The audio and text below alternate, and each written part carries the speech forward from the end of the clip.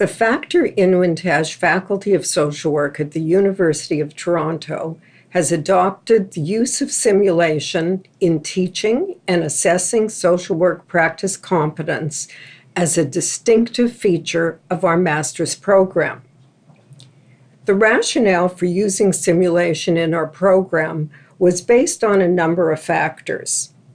As part of a long-standing program of research on evaluating students' competence in field education, field instructors strongly recommended the need for the academic program to take on more responsibility for teaching practice rather than teaching about practice, as well as for assessing student performance.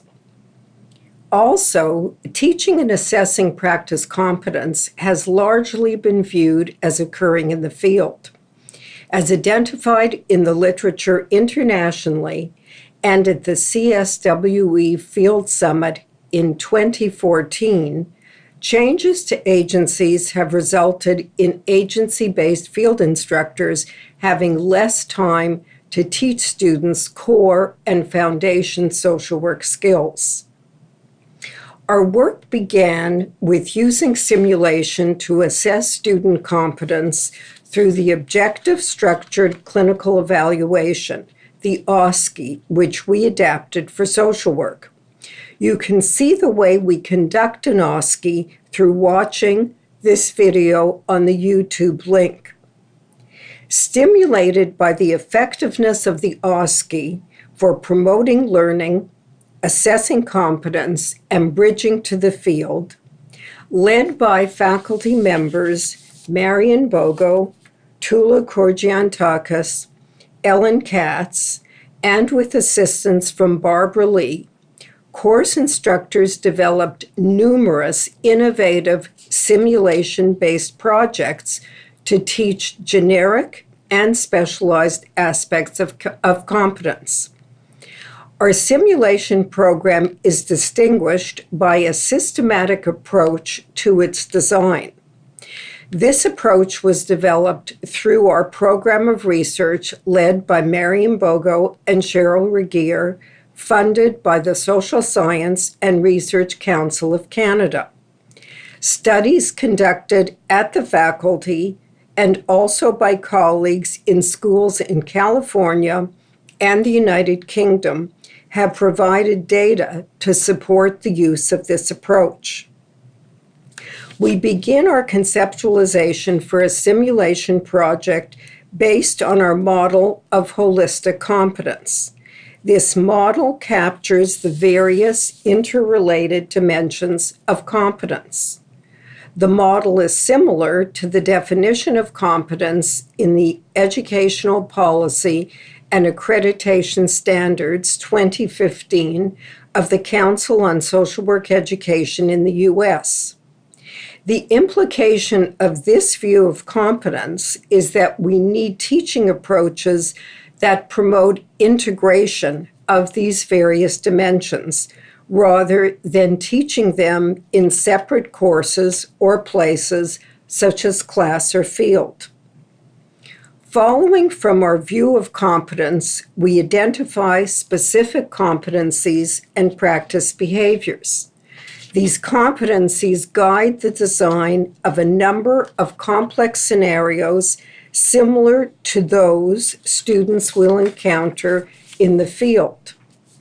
Field instructors provide invaluable input to ensure the scenarios are authentic, and then actors are trained to portray the scenario. Crucial to students' learning is constant debriefing through the various phases of the simulation. Debriefing is focused and involves discussion of the various dimensions of holistic competence. Students and the instructor give and provide feedback on practice skills. Reflective discussion is used to help students conceptualize the case situation and their own cognitive and affective reactions. Our experience is that teaching with simulation is a powerful and highly effective way to develop holistic competence. This video demonstrates one of our most successful projects, specifically an enrichment to teach generic foundation competencies. We call this project Practice Fridays. Practice Fridays is a voluntary learning opportunity to help build assessment and interviewing skills in MSW students with a simulated client. Each Practice Friday consists of a small group of students, one field instructor, the simulation coordinator, and a standardized client. Practice Fridays help students develop greater self-awareness and increased ability to manage one's own emotions during interviews. They also learn to give and receive constructive feedback. They develop greater confidence when conducting interviews. They understand a client's situation using an ecosystemic model, and they learn to connect theory and practice. Students learn through the interviews both as observers and interviewers, and they also learn through the feedback they both give and receive, as well as through the reflection questionnaires that they complete at the end. This learning is linked to the dimensions of holistic competence. This is a demonstration of the different stages of a Practice Friday at the faculty.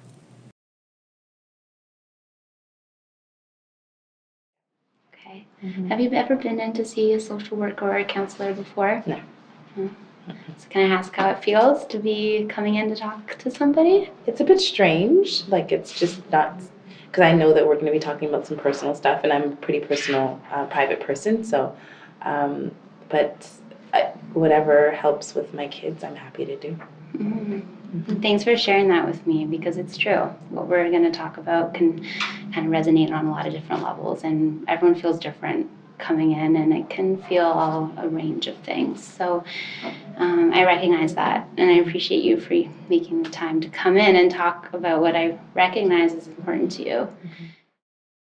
Well, my kids are having some difficulty right now. My husband and I have been separated for a year, and so we have shared custody. And when they come back home, or before they're supposed to go and stay with their dad, they complain and hem and haw about it. And I can tell that they don't really enjoy their time there. Okay, so something that you want to be addressing, but it's hard because there's a limited amount of contact that you have with the children's father. Yeah. And if I heard you right, it's been a year since you've separated. Yep. Okay. And what's that been like for you?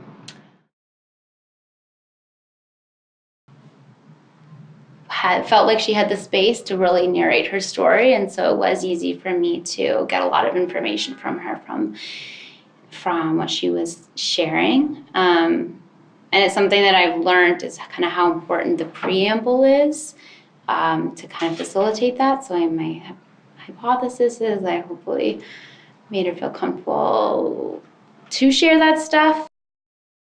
I've been indexing, so I definitely, like some things I picked up on were working more and working evenings and relying on her mother a little bit and that support. She has a number of positive supports with the community center, but, are there any areas that are lacking for her? It sounds like the relationship with Chris ended because of an affair.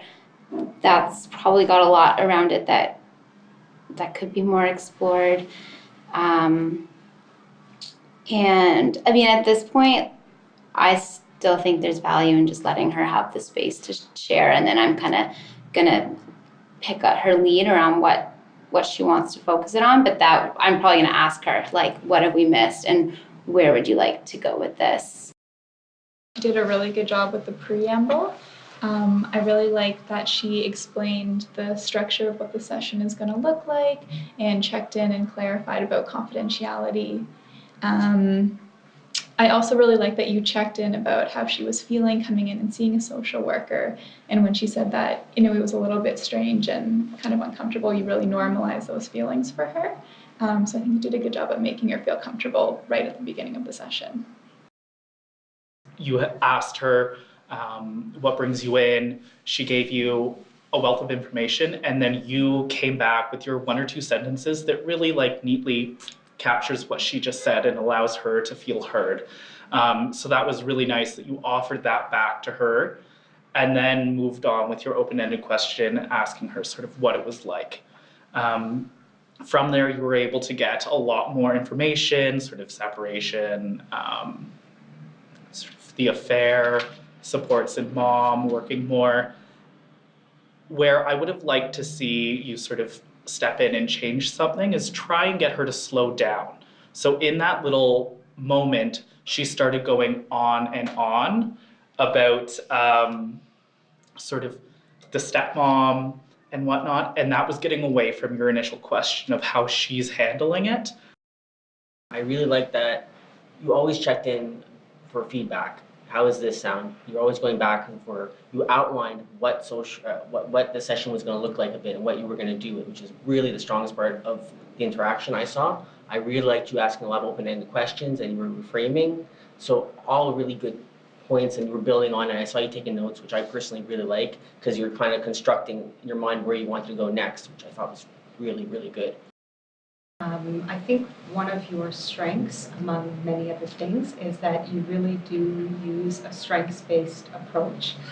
So the way you formulate your questions, the types of reflections, the fact that you even use reflections, and your ability to also be attuned with what she's saying and be able to give reflections that adequately capture kind of what the client is feeling, what the client is saying. And you were kind of constantly, like you mentioned, Sean, that you were checking in with her just to make sure, is that really, what she's trying to say?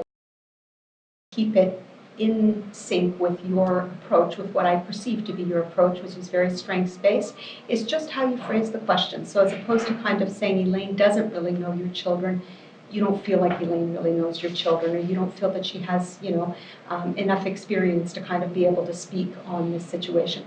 And maybe hear a little bit more about how she feels in that situation. They have difficulty and they need someone that's there. They need to know that they can rely on a person. And if I'm not there to do that, I don't know who is over there. So that worries me. Mm-hmm. Yeah. Understandably so. Yeah. And I'm wondering if you want to talk a little bit about the way that your relationship ended with Chris. It was I guess I'm just trying to remember what happened. It all happened very quickly. Well, how does it even feel me asking you that? Is that somewhere you weird. want to go? No, I don't talk about it. Countertransference. Like, my own anxiety was a little higher in that. I noticed that because I switched topics rather quickly. And as soon as I switched topics, it's like, oh, why did you switch topics? Oh, because there was something about that. You didn't know where to go next. I feel like asking her how it felt after I switched the topic so quickly kind of saved me a little bit. And generously, she allowed me to kind of go with the questions that I asked. I really like that how you continue to provide space for her to complete her narrative and sort of share how she's feeling. I think that was a more intense session because I could sense lots of negative emotions coming out, especially when you ask about how the breakup happened. And I definitely noticed, and I'm really glad that you reflected on it, that you did seem more anxious and that you got a lot more quiet. And I could see in your body language, like slowly you were just sinking to the right side. And I think one thing that would be great to see would have been more of naming maybe how she feels. Yeah. Because she does seem like, Yasmin seems like she hasn't had that time to process all those negative emotions, and perhaps naming it for her, seems like this is a lot of loss for you, and maybe you're grieving, and it's been very hurtful, and I feel a lot of pain like in your voice when you say that. Then maybe it will switch something and she can start that process. There was more anxiety there, and you did switch topics, and when we could have delved more into how she was feeling, we switched topics and asked about how her kids felt about the separation. And for someone who always focuses on everyone else other than herself, it would have been really helpful to stay on her. So I think a really positive moment came out of one of like your key strengths, which is that checking in and that collaborative relationship that you build. So when you ask that really hard question, so could you expand on or sort of let me know how the separation went? And she had that moment where she was processing and you asked specifically, like, how was that having me ask you? And we got the information that they're not quite divorced yet, she's still wearing the ring. And then she made the statement somewhere along the line of, I haven't allowed myself that space. And she used embarrassed, shame, and a little later on, pissed off. I think the second half of the interview was more centered on how she was feeling. I think you did a really good job with that. And I also really, as a side, noticed that your approach is really empathetic and it's really genuine. Sometimes we get clients who are very angry at us, and they can get us really aroused. So if you're ever getting flustered with either the client or your own process, take a mindful moment, take a breath, and you can just tell the client, you say, there's a lot of information coming up here. Do you mind if I just take a pause and just kind of absorb it? And the client, in my experience, appreciate that because they really feel that they're being valued and that they're like really being heard. So if you're ever getting stuck, just say, it's a lot of information, and then reprocess it. And I ask yourself, where am I going? When you're talking to your client, which strengths come out? Like when you think of her, if I asked you to name 2 or 3 strengths, what pops out for you? I think a sense of self. I think it's a strength to trust her children and have a relationship where she believes in their development and really wants to have like a collaborative relationship with them, because clearly that speaks to the way she's raised them. And I mean, and there's like a lot of about her as a person being, despite how this is her first time here and she apparently hasn't spoken about this with anyone before, she is quite eloquent in being able to do so. And she's in touch with the way that she's feeling. I think those are... Oh, absolutely. And don't be afraid to let the client know. Yeah. And, validate those experiences. I will reiterate what Sean said, which was really around self-awareness. And I think that is something really important in the work that we do. If we aren't aware, then we're not going to develop. And that's something that I think you did not only after, so you did pick up on it when you reflected on it, and you were able to bring it back. And you did do that at the beginning of the interview as well, when there was safety. So safety had come up in the first part of the interview. You had kind of let it go in the first part of the interview. You came back to it in the second part of the interview. Those are difficult topics to broach with clients, especially when you're trying to develop a relationship and you're not quite sure yet which are kind of comfortable topics for her and for you, and which are not. And you were kind of trying to gently kind of touch on those topics without, severing in some way the alliance that you have with the client. So I thought that was excellent. The topic that you did slightly touch on at the very beginning that you didn't bring back, which I would say that is something to bring back if you continued this interview, would be the issue of, and not the issue, the points that she made about culture. So there are a few reasons for coming back to that. Number one, it's who she is, and she mentioned it many times. Number two, it may be part of her grieving as well, is that her kids are learning something different. And I mean, it would be beyond just culture. It would be there's a different person kind of parenting her kids, and that's hard to accept. But if she's kind of focusing on the fact that what they're learning in terms of culture, in terms of religion, might be different, then that's something important to also kind of explore with her. And the other thing that we know is that belonging to a community, to a cultural group, a religious group, is often and most often a real source of strength for clients.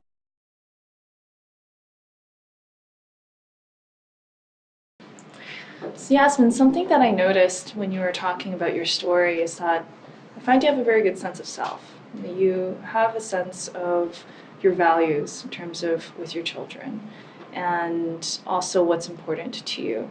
And recently you've been talking about how being more involved in the Somali community, the cultural aspect, and also with the Muslim community, so the religious aspect is becoming more important for you. And I was wondering your thoughts on what that shift is and why you want to bring more of your children into that. Because you said before that you weren't so religious. Yeah. So I was just curious about that. Because it's a part of them, I want them to like naturally go to it, and Okay. for it to feel like home instead of for it to feel like, oh, okay, now we got to go to mosque, or you know what I mean. I just want them to feel like it's home as well, which I think it does. But because I feel like it's important to me.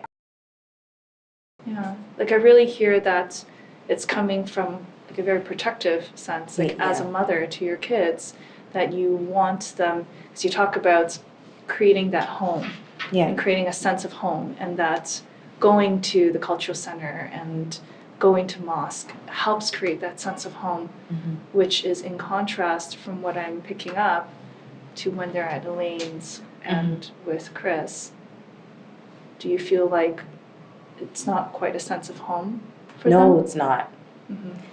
It's not. Like they've said, we would prefer to stay home, or you know, because I live in the house that they grew up in, and that's a place that they have to share a room there. Elaine's there. Everything just feels different to them there. It's not home.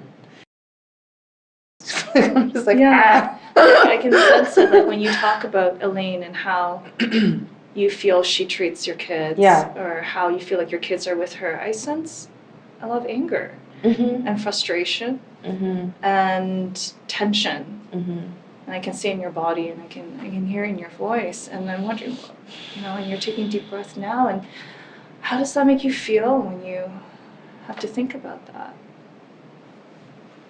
Have you had time to think about it? Or is this the first time you're thinking about it? Or I think about it a lot. Yeah. I'm worried. I'm scared for them.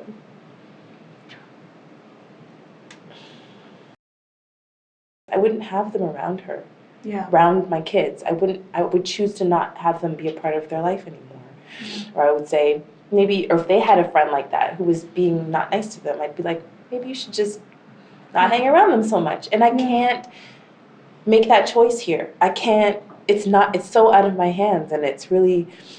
Do you feel powerless? Yes, I do. I do. And how is that? It drives me crazy. Wow, that was a very intense session.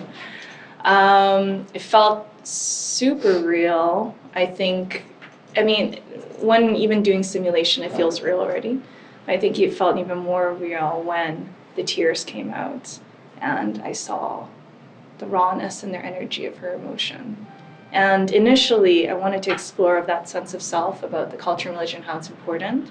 I think very naturally that narrative kind of went back again to Elaine and feeling angry about that situation. And so it just became a point to explore that negative emotion in that space, which I was initially planning to do, but it ended up that way. And I think I really wanted her to know that I wasn't going anywhere and that she could express that anger and that sadness and that pain, and that we would stay with that. And that was a really, really powerful experience. It was really great. Yeah, you did a really great job of reflecting feelings, and I think that's what allowed her to. She was sort of just laughing about her situation before, but like the tears came out and she felt comfortable to be more vulnerable. You really tuned into her body language, like, you know, you picked up on the cues that she was doing, the deep breath she was taking, and then the do you feel powerless question. When you asked it, I was like, oh, I don't know. Like powerless is such a powerful word. And for someone who feels so vulnerable already, to call them powerless, like, I don't know, I think it weighed a lot on her. You can see it. Like she, at the end of the session, she was just down, like, and for me, if if I was in Yasmin's situation, I would just go home thinking of that word powerless. Like, am I powerless? Like, what? Maybe, like, as the session goes on, like, building her back up again before she leaves, I think is really important so that she's not dwelling on that word when she's, walking home. I think a strength in your practice is the collaborative relationship you have with clients. Like, you're always, paraphrasing and saying, am I getting that right? Like, I'm getting this sense, and you always check in with the client. I think you did an excellent job of taking risks and really naming things, and that definitely got things going on a deeper level and reflecting on like her physiological state and shifts.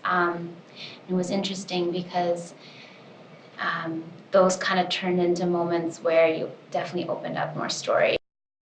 You kind of really were using good clarification questions and a little deeper reflection. So it wasn't just like it sounds to me, you were making those, naming the feelings or I'm sensing, and that was really good. You took a risk and said powerlessness, but this is what we're doing with clients. We're not just staying at the veneer level, we are having to do that. And you had, over the course of the sessions, if you tag on the first bit, that relationship already, we have a very open, warm client that you mentioned it, and she goes, yes. And that's kind of that point that we want them to get that reflection, because that could be where she's struggling with. So you're very good at normalizing, naming the emotions, do a lot of that in clarification. I'd pause a little bit more. You have really insightful and well thought out statements. Just pause. Stay in tune with the client. What I would say was really your strength here is that you stayed with what was very uncomfortable and what the client was very uncomfortable with. So the client is clearly uncomfortable with kind of focusing on herself and on emotions, and there's a fine line in that situation between trying to help the client talk about that a little bit if the client really doesn't want to. Because you certainly don't want to drag the client to a place where they don't want to be. That's not going to feel good and they're not going to come back. But you also want to create a safe space that maybe if she hasn't had an opportunity to do that before and is not quite as aware of it, that you're actually permitting her to do that. So I thought that was excellent that you were kind of going gently and you stayed there. And even when she teared up, you had just asked her, have you had time to think about that? I can't remember what preceded that, but you actually asked her, have you had time to think about that? So you put the focus back on her. She got emotional, and then she went back to her kids again. And so you can see that she's uncomfortable with that, and that's where it kind of helps that if the client is kind of like this, you're steady throughout the process, and I thought that was really well done. What I would also just maybe say is that I'm not sure about the great sense of self as a validation, because I'm not sure to what extent she actually has a sense of self in this situation, and I don't know if I would want to expose that, because that might actually feel a little bit deficit kind of oriented. So Yasmin, we're just coming to the end of our session now, and we've talked about a lot of things and a lot of very intense sort of topics, and also talking about your children as well. And I've noticed that when you do talk about them and you're concerned for them, your face really lights up, and I can see that outpour of love that you have for them and that dedication that you have to them. One thing that I want to ask you is just in terms of the session is that how do you feel right now about how the discussion has gone and what we've talked about? I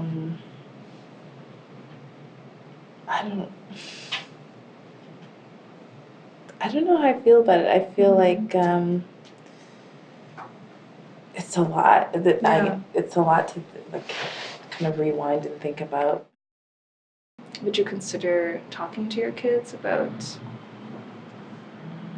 the sort of work that you've been doing in terms of bringing them more into community center and then a mosque, and how they're reacting to it? Like getting their feelings about. Yeah, getting their feelings about it. Talking to them, do they feel like it's been a good experience? Yes, I'm open to talk to them about it for sure. I think I actually felt kind of tired from the first session. I think I I wanted to take some risks, and I really threw myself into that session emotionally as well. And I think I left feeling a bit more drained than I thought I did. And I think that left me feeling kind of spacey for the second session and not quite sure how to wrap it up. So that's something good to like now be aware of, is that, yeah, it takes a lot of like out of you, even if it's a simulation. And I think that's a really good piece of learning I'm taking out from today, is that you still gotta finish it. You still gotta wrap it up, and leave the client still feeling hopeful and wanting to come back. I also liked when you validated her strengths and her love for her children. And I could see from my angle right here that she kind of actually lit up when you talked about that. So I think that was good for her as well. I think you do a really great job of validating, naming, and bringing out the emotions. So when she was expressing her ambiguity as to how the session went, you were able to roll with that and sort of say that's okay. Like, there's been a lot that's come up, like you're feeling raw, and that's normal. So being able to sort of bring that in to try and ease and sort of put as neat a bow around a fairly complex session as possible. I really liked it. I liked that you checked in and asked her what she learned about the first part. Maybe because that was my suggestion, but she gave a lot of information. She gave a lot of information there, and a lot of imagery. It felt like a war, because if you don't check in with a client, I guarantee, well, a lot of times they're going to leave with these questions, and it's going to be playing on their mind. So you checked in, and she said the dreaded "I don't know," and I know every social work student I've ever met, they always ask me, "How do you deal with I don't know?" And you just rolled with it. You didn't see it come into place anger, you took a bit of a pause, and you just kept going, which is kind of, you have to roll with that I don't know, which was great. One of your strengths is cultural attunement, and you started with the cultural piece, which was important to the client, so you did not neglect that. You came back with it again at the very end of the session when you asked whether or not she wants to talk to her kids about that. And considering she did highlight that that was important for her many times throughout the session, and her kids are very important to her. In fact, the most important thing to her, that's why she's coming in. The fact that you've linked these two things together, I thought was excellent. I wonder, in terms of just constructive feedback, whether or not when you asked her about the session, which I thought was really great that you did do that, I thought your response actually was good. I wonder if it could have just been, if you could have gone a little further. So she said, "I don't know," and you didn't completely, go in a different direction, which often our anxiety does kind of propel us to do. But that might have been something to actually explore a little bit more, is what are her uncertainties in terms of the session, what was helpful, what was not helpful. And sometimes what might get in the way of that is our own kind of anxiety about what does she actually think. Did she like the session? Does she like me? So kind of exploring that a little bit, and sometimes being able to kind of stay with that. So that sometimes might represent a little alliance rupture with clients. I don't think it did in this particular case, but sometimes it might. And the fact that you actually are able to stay with it and ask about it permits you to repair the alliance if that was an alliance rupture. And often when there is an alliance repair, the alliance becomes even stronger than it was to begin with, because the client feels like you actually are tending to the things that she's putting out there for her.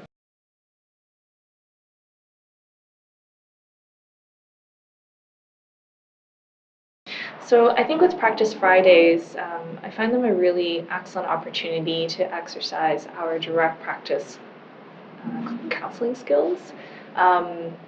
And sometimes we don't always get that chance to do that one-on-one work at our placement. And so, for example, at my placement, we do a lot of group work, and also I do some indirect practice as well. And so it's a really nice way to get feedback right afterwards, and then think about it and integrate it into our practice and thinking of how to continually improve it. So I'd say the feedback is probably the most valuable part of it. So we take a number of courses, at different levels of social work practice. So at the micro level, the Metzel level, so like individual and group level. And I think in our foundational year, we take 2 courses that are more focused on individual sort of direct practice work and being able to exercise some of those skills. So for example, in elements of social work practice, we learn about clinical interviewing skills like using open-ended questions, seeking concreteness, displaying that empathy and warmth, that genuineness. And it's really fantastic to have a space to really practice that because it's so different to read it and then to actually do it. And I think Practice Fridays helps to sort of close that gap. Being back in this environment is really great because when you're in the field, everything happens so quickly and you don't always get a chance to reflect. So getting that feedback from other people, even if it's not to me directly, but just different ideas on how to do things, and to remember that it's okay to take risks and we should be taking risks because it's hard stuff that clients deal with. And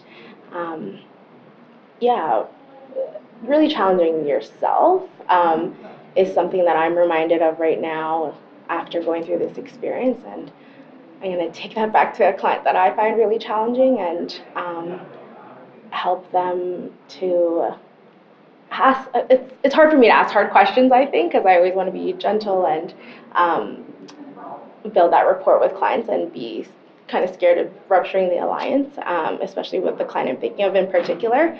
But like watching Clara take a risk and have it pay off, and I think it's really encouraged me to take that risk too. The most valuable thing, and it's something that I actually didn't appreciate until sort of the last 2 times that I've attended, are the differing perspectives that you get in feedback. You get to hear from a number of students, you hear from a field instructor, and you hear from a faculty member, things that went well, things that you might want to look at adjusting in future clinical settings. And that's great because it gives you a lot to sort of reflect on, think about, and then eventually you come up with what's right for you moving forward. So when you're actually out there working with a client in placement, you can think back to all those different things that people have said and sort of have that best fit for what works in that situation. I guess it helps me connect theory and practice because you're able to see it live, so you're able to pick up on what you learned in class and just see how it can be applied. And things like, we learn about working from an anti-oppressive lens, and you actually get to see that in action and how you would ask culturally sensitive questions and stuff like that. I think it's so helpful because you're in a space where it's very non-judgmental, so you're kind of testing out your skills and honing them, so then when you do go into the workforce, you maybe feel more confident and you can remember some of the feedback that you got during Practice Fridays. I think it was really helpful to see the students actually learn from each other and reflect on their own practice. So a lot of times you hear students will say, from my practicums, this my advisor had said, or my practicum supervisor had said this, and this is something I may want to suggest to you. And so a lot of the time you saw them reflecting on their own practice and how they might have responded similarly. Nice to really see students offering really good feedback to one another in a safe environment. I found in my own practicum when having a student, you didn't have an hour or 2 hours to really analyze content of the session play by play. Where here, a lot more of the content can be examined and really worked on. I think that by just noticing the questions they're asking, I think a lot of people, and even the way they give feedback, I was really impressed. And they started, they didn't start in negatives, they started with positives, they were kind of very open. I think they're learning just by the questions they're developing. It shows some thought and by the examples they're using. From my perspective, it's nice to know what the students are actually learning and how they're a baseline compared to other students.